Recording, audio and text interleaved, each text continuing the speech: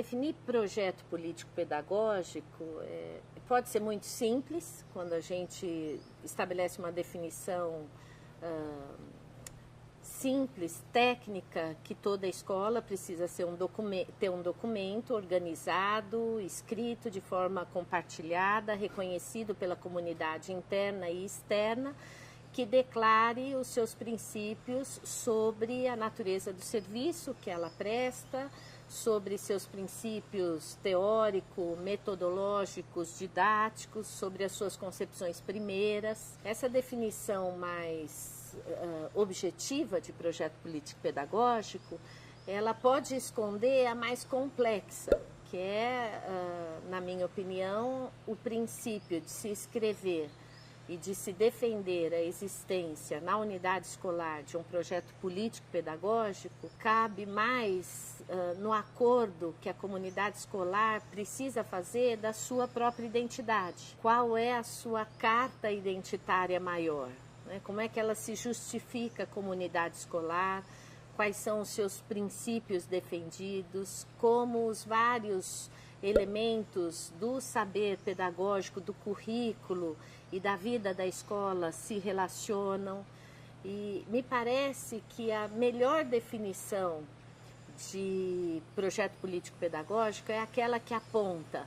para o princípio de carta identitária, mas de utopia desejada. A gente, ao mesmo tempo que uma escola vai realizando a cada dia um fazer que corresponde ao seu sentido de existência, ela também precisa dizer para qual horizonte, qual é a bússola que norteia todas as suas escolhas, para onde ela olha quando ela fica em dúvida,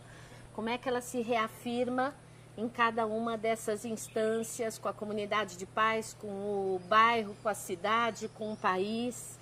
com o mundo, num mundo cada vez com as fronteiras mais próximas ou diluídas, como é que o projeto afirma aqui esta escola veio e como é que ela se projeta nesse documento,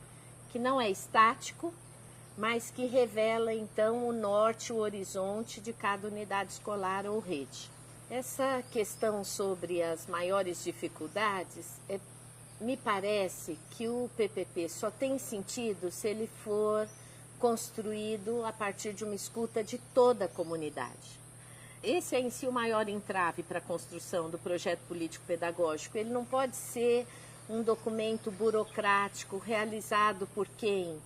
ou se diz o detentor único dos princípios daquela instituição ou por quem consiga escrever bem sobre educação, mas ele precisa revelar as vozes da unidade escolar ou da rede. E para revelar essas vozes, nós temos um problema de tempo didático, de tempo de formação, de tempo de encontro. Quais são as melhores perguntas que uma escola precisa fazer para os pais, para os alunos, para os professores, para os educadores do administrativo, para levantar, então, esta carta identitária comum? As escolas muitas vezes vivem uma tensão com as tarefas, com o cotidiano, com a rotina. E a construção de um projeto político-pedagógico exigiria tempo, exigiria uma negociação entre aquilo que é necessário hoje e essa construção que é necessária para manter a escola viva, potente, sempre bastante crítica e inventiva no seu projeto.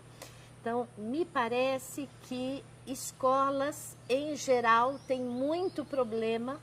com 2 ou 3 princípios relacionados a estas complexidades, que é abrir um tempo no seu plano de formação para que se possa conversar sobre esse horizonte, sobre essa bússola, transformar o que a gente for lendo como aquilo que a comunidade fala sobre a escola em planos ou de formação ou então de fortalecimento daquilo que é razão de existência daquele lugar e colocar pessoas nem sempre do mesmo grupo juntas. Então pensar como é que eu ouço os pais, como eu ouço os alunos, como eu ouço os educadores, não ao mesmo tempo, mas a partir da mesma tarefa. Me parece que esse é um entrave grande para escolas que já sentem o seu tempo bastante prensado com as tarefas da rotina. Eu gosto de pensar que,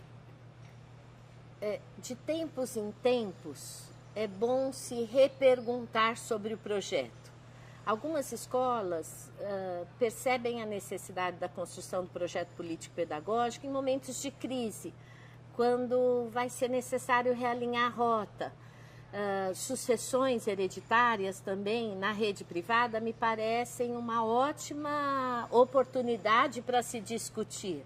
porque está se, de alguma forma, fechando um ciclo de gestão e de modelo e vai iniciar um outro momento. É hora de se perguntar sobre esse projeto, o que a escola vai decidir manter como legado e o que será uma marca de renovação e de inovação num novo momento de gestão. Quando as escolas passam, na minha opinião, por processos de fusão ou de reorientação do projeto pedagógico, mudança de material de suporte, quando o gestor educacional começa a identificar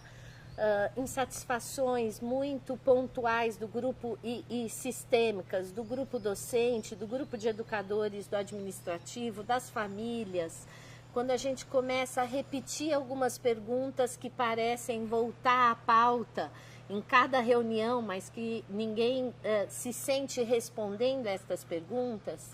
é tempo da escola realinhar ou o projeto como um todo ou alguns capítulos que exijam um debruçar maior da instituição. No caso da BNCC, me parece ser uma oportunidade porque as escolas estão conversando muito sobre mudanças curriculares. E algumas dessas mudanças estão ainda no campo do desejo, mas não da realização. Então, para que a unidade escolar não comece a mudar e a transformar o seu currículo e as suas maneiras próprias de atuar no projeto curricular e pedagógico, sem uma conversa boa sobre qual é a bússola que guia todas essas mudanças, me parece um momento muito adequado para que a gente volte a conversar sobre o lugar que a gente ocupa no bairro, na cidade, no país, a unidade escolar, as características que não serão negociadas no corpo de educadores. A gente gosta de diversidade, defende a diversidade como princípio de composição das equipes docentes e das equipes de educadores como um todo, mas a gente sabe que a diversidade não pode revelar uma contradição de princípio. E o projeto político-pedagógico ampara a discussão do projeto político-pedagógico, ampara as instituições escolares para começar a enfrentar estas perguntas e respostas. Vou dar um exemplo. Nós temos falado muito em inovação, que as escolas precisam se reinventar, que elas precisam buscar caminhos próprios para a produção de um novo currículo, que a gente nem sabe qual. Então, antes de qualquer intervenção que mude modelos históricos e metodológicos, modos de fazer da instituição,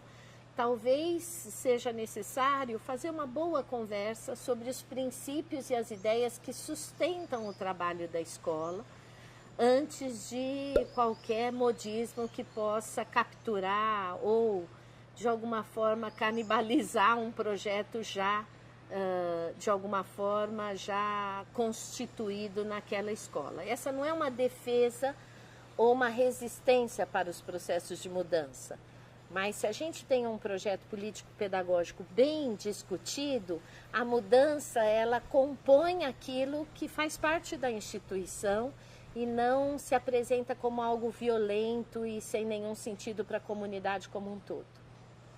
Eu considero muito importante que a gente discuta antes de produzir qual é a importância dessa produção. Porque se a comunidade escolar continuar achando que nós estamos produzindo um documento de gaveta, as melhores perguntas não acontecerão. Mas se a comunidade entender que aquela é uma tarefa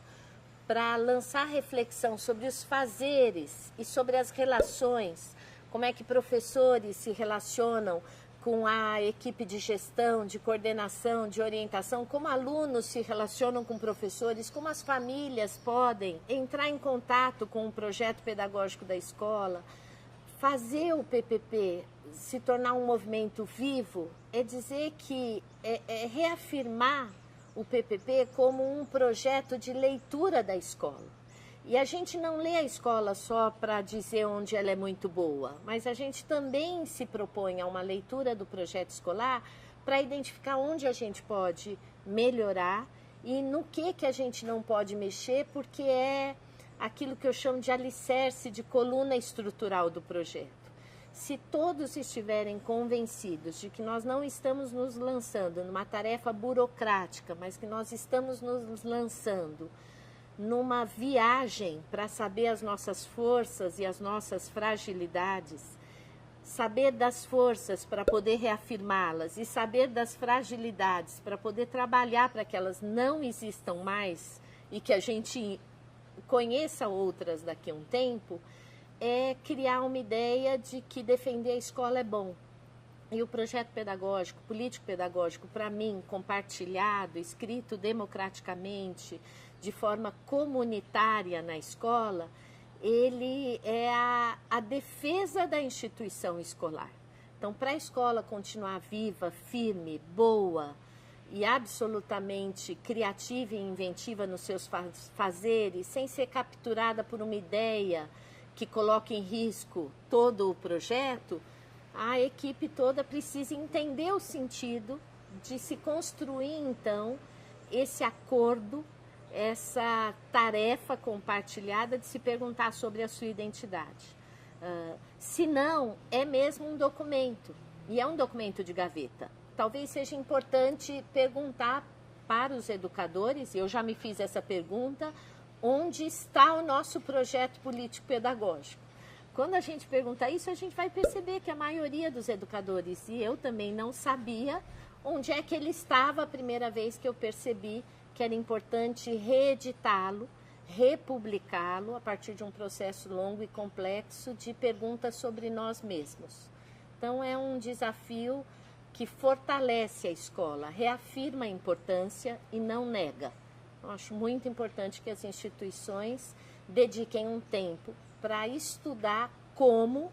se produzir um projeto político pedagógico que não seja burocrático, que não seja mais uma tarefa, mas que seja essa ideia de procurar um norte comum para a instituição.